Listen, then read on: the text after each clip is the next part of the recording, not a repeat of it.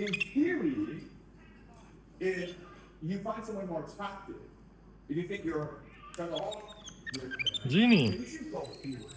it's fall. Pursue your happiness. Okay.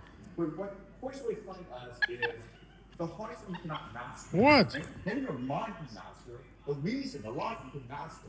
The human heart works by its own set of logic. And you must respect the human heart. If you want to love, then you must give and not receive.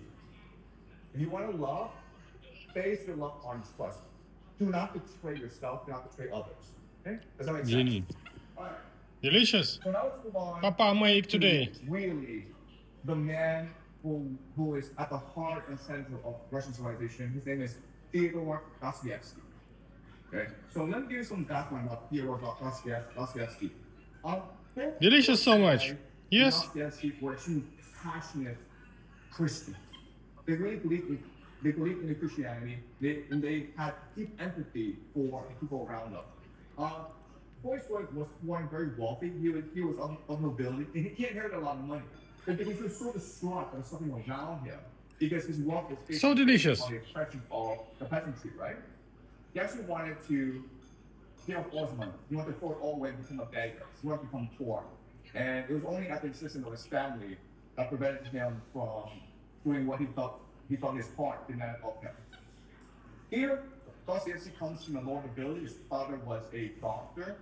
And as a young man, he was a revolutionary. And he participated in these literary revolutionary circles. He wasn't violent, but he had these subversive ideas. So he was arrested and he was condemned to death. He was put in front of a fire squad, along with others who were part of the subversion. And at the last minute, his sentence was commuted. He was spared by the Tsar. He was sent to hard labor in Siberia for a number of years. And this was a very traumatic, but it was also an extremely enlightening experience for Dostoevsky. It made him think very deeply about the meaning of life. Okay, so he writes something called Crime and Punishment, which is really the great novel of Russian civilization. It has to do with a man, Raskolnikov, who he's young, he's brilliant, he's a university student, but he's poor. And he decides that in order to escape his circumstance, in order to control his fate, he's going to murder a woman, a pawnbroker, who has a lot of money. No one likes her, no one will miss her. And then he will take her money and then build a new life for himself. Okay? And this will become a basis for his greatness.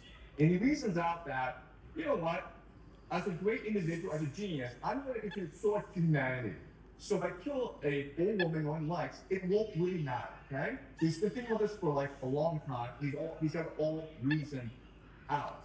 And what Crime and Punishment will show us is reason is nothing. It doesn't really matter. What matters is the heart. Okay? Alright, so first I want to talk about Dostoevsky's understanding of God. Okay, which is the Russian understanding of God. So, at a bar, at the beginning of the novel, Raskolnikov